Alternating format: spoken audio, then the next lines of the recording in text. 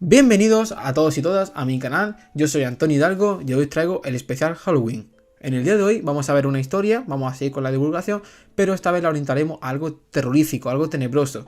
Y tenía dos ideas, ¿vale? Ya que estoy con la serie de Estados Unidos, había pensado, os voy a traer el misterio de la colonia de Roanoke, que está muy interesante, o los juicios de Salem. Y como en Twitter, que hizo una encuesta, ganó la segunda opción, pues allá voy. En esta historia, que todo el mundo conoce, ya sea por lo macabra que es, lo macabra que parece, lo que ha calcado en la sociedad, la idea de que cómo las mujeres fueron torturadas y quemadas en una América protestante, por así decirlo. Esa idea la vamos a mantener en el vídeo, pero vamos a ir un poco más allá. Vamos a ver cómo la sociedad llegó a tal punto, porque la gente no quiso asesinar a las mujeres porque sí, y ya está, sino que había algo detrás. Entonces voy a explicaros toda la historia desde el comienzo hasta el final, incluyendo una breve introducción sobre la caza de brujas, para entendáis por qué ocurrió tal suceso en la América del Norte, en las 13 colonias de finales del siglo XVII. Así que adelante.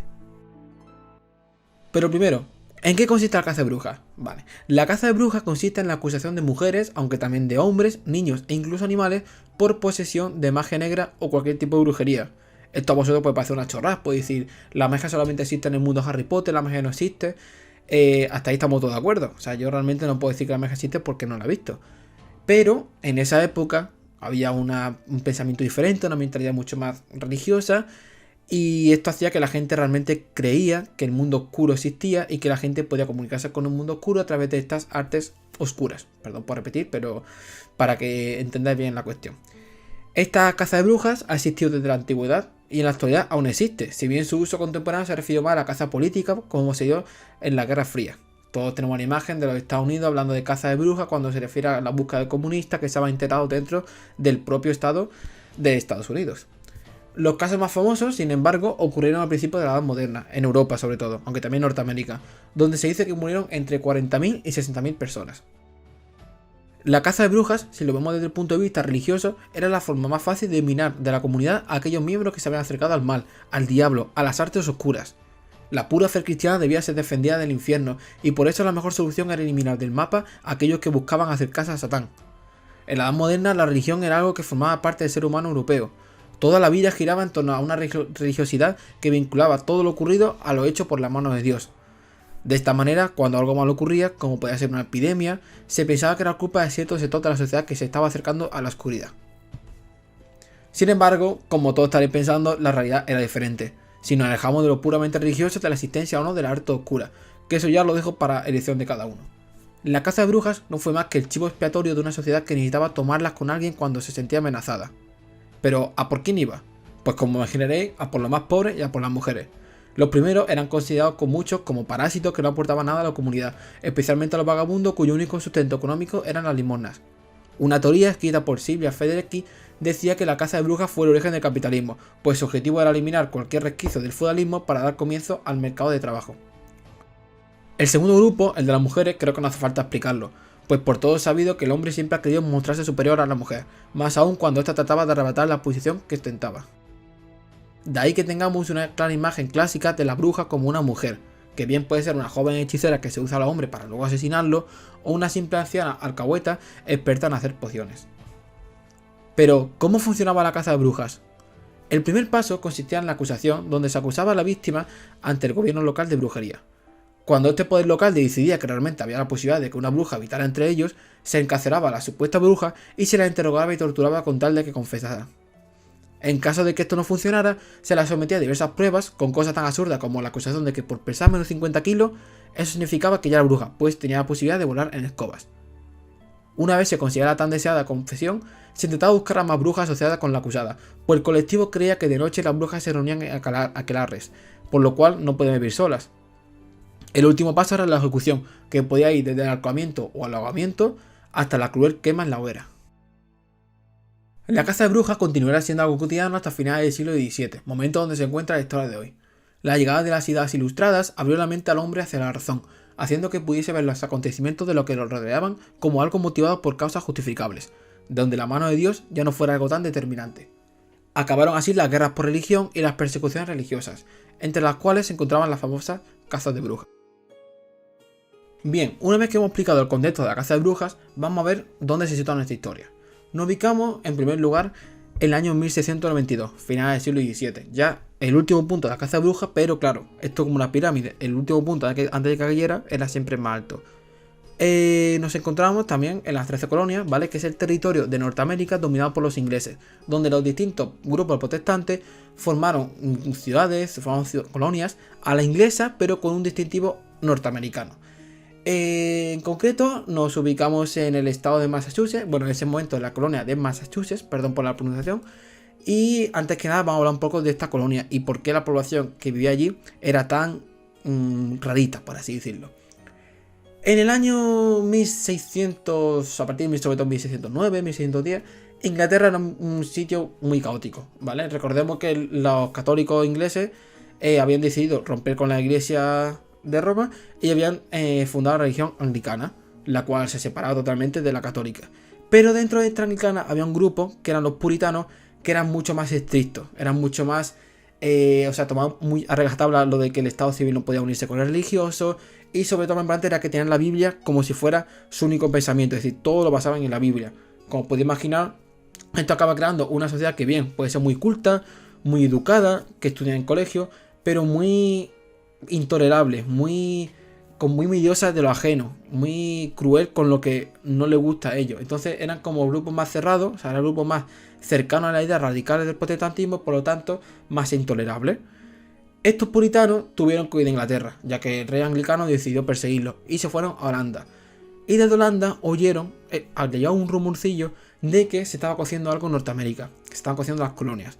Así que decidieron coger un barco y se fueron hacia Virginia, que está en el sur de Estados Unidos.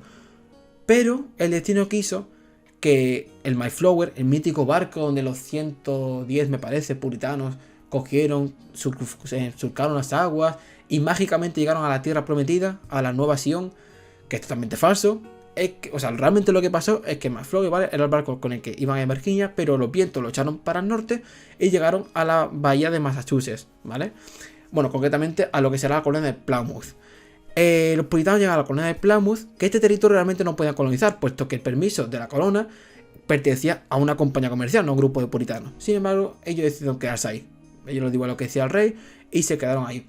Más tarde vendría otra compañía comercial, fundaría otra colonia, la colonia de Massachusetts, y se acabarían fusionando cuando los segundos, es decir, el grupo de congregacionistas, ¿vale? Que el grupo nuevo que llegó, que con los congregacionistas, perdón, era un grupo puritano, pero más cercano a la tolerancia y a la moderación.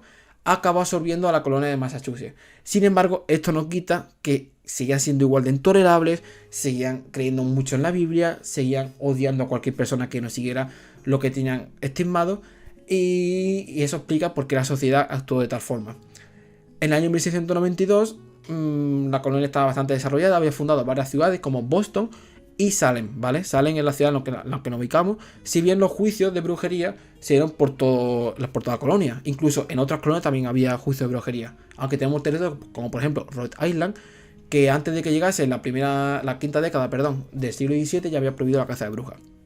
Pero bien, estamos en Massachusetts, ¿vale? No nos salimos de ahí.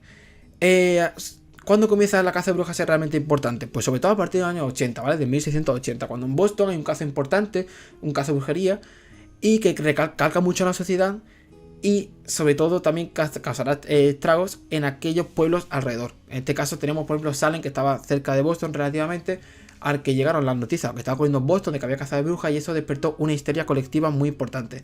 Entonces tenemos una sociedad, ¿vale?, para que lo entendáis bien, una sociedad que era muy intolerante, ¿vale?, aunque decían ser lo más tolerable de la región, cosa que era mentira. Era muy intolerante, creían la Biblia, tenían mucho miedo a lo ajeno, sobre todo tenían una histeria colectiva que le hacía constantemente vigilar al vecino. ¿Por qué creéis que la casa de Estados Unidos no tienen vallas? O sea, cuando veis la típica película y veis que la casa de Estados Unidos no estaba vallada, ¿por qué es? Porque tenían la necesidad, los puritanos, de estar constantemente vigilando al vecino. Los propios vecinos vivían pendientes del otro, todo con tal de que nadie se saliera de la norma protestante. Y meterse en la arte oscura era salirse a la norma. Por lo cual, la caza de brujas era una oportunidad perfecta para que los puritanos pudieran eliminar a la parte de la sociedad que ellos creían que no debía estar con ellos. Los juicios de Salem, por lo tanto, no fueron más que el vértice de una pirámide de acusaciones y ejecuciones que se dio por toda Nueva Inglaterra en la segunda mitad del siglo XVII. Fue en Salem donde se dio un juicio tan masivo, tan cruel, tan sanguinario, que lo convirtió en el más importante cuando se habla de la caza de brujas. Pero vamos a ver, ¿cómo empieza nuestra historia?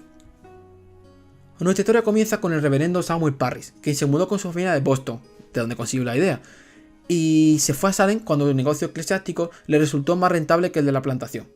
Desde aquel momento trató de hacerse un hueco en una comunidad caracterizada por su aislamiento y su falsa tolerancia, más aún cuando su férrea disciplina y el maltrato que tenía con sus hijos hacían que el pueblo de Salem lo vieran con malos ojos. Así se obsesionó con el amor de Dios y buscó cualquier método para ganarse el cariño y respeto de sus vecinos. ¿Cómo se enciende la llama de la hoguera? Con una acusación, como comienza toda la historia de las brujas. Lo primero que pasó, ¿vale? En Salem, fue que hubo gente que dijo ver a niñas desnudas encendiendo velas en un claro del bosque, buscando invocar a los temidos demonios. Pero esto se quedó un poco más aislado, porque la gente todavía no quería acusar a otro y que el proceso diera comienzo. Sin embargo, la cosa fue más cuando la propia negra esclava de la familia Parris, de nombre Tituba, empezó a hablarle al resto de niños de temas vinculados con el tabú y la brujería. O al menos eso es lo que dicen los testigos, la realidad puede ser diferente. La mujer acabaría siendo pillada haciendo un ritual de vudú propio de su origen de tierra, algo totalmente intolerable en la sociedad puritana. Pero el problema fue que no se hallaba sola, sino que alrededor de ella varias niñas danzaban desnudas siguiendo sus instrucciones. La realidad es que aquellas jóvenes seguramente estuvieran descubriendo su sexualidad. Sin embargo, las acusaciones hablan de que gritaban y se movían como si el demonio estuviera con ellas. El médico de Salem llegaría a afirmar lo siguiente: no hay ningún problema físico que cause ese comportamiento. No hay duda de que se trata de la influencia directa del demonio. Ante las acusaciones, las niñas tuvieron la crueldad de acusar a la esclava como la culpable de la situación, afirmando que había sido ella quien había invocado a los demonios. Los revuelos darían lugar a que en febrero del año 1692 se convocara un tribunal donde se dictaminaría sobre el origen de aquellas posesiones demoníacas de las que todos habían sido testigos. ¿Y quiénes fueron las primeras llamadas? Las primeras que dijeron: oye, yo quiero acusar a alguien. Pues como podéis imaginar, la hija y la sobrina del reverendo Parris, aquel que había llegado desde Boston con las ideas sobre la caza de brujas. Estas niñas habían tenido relación con Tituba, la esclava, y decidieron ser las que realmente encenderían la llama de la acusación, las que realmente comenzaría todo el problema. Comenzaron así una serie de acusaciones donde, más allá de la verdad de los relatos, cada uno trataba de acusar a quien más débil era ante el juez, con tal de salvar su pellejo y no ser visto ante el resto de la comunidad como los poseedores del demonio. La única manera de salvarse, por tanto, era echarles muerto a otro. Como podía imaginar, la más perjudicada fue Tituba, la esclava negra, quien con tal de evitar la tortura no tuvo ninguna otra opción que la de confesar. Sin embargo, no quiso ser la única en ir a la hoguera, sino que se llevaría por delante a aquellas que la habían acusado. Esto fue lo que dijo en el juicio: he visto al diablo en el bosque. A veces toma la forma de un hombre muy alto de pelo negro, o de perro negro, o de cerdo, y he visto a un pájaro amarillo besar el dedo de otra bruja. Y de Betty, Abigail, Ann Putman, Sarah Osborne, Sarah Good, están todas al servicio de Satanás.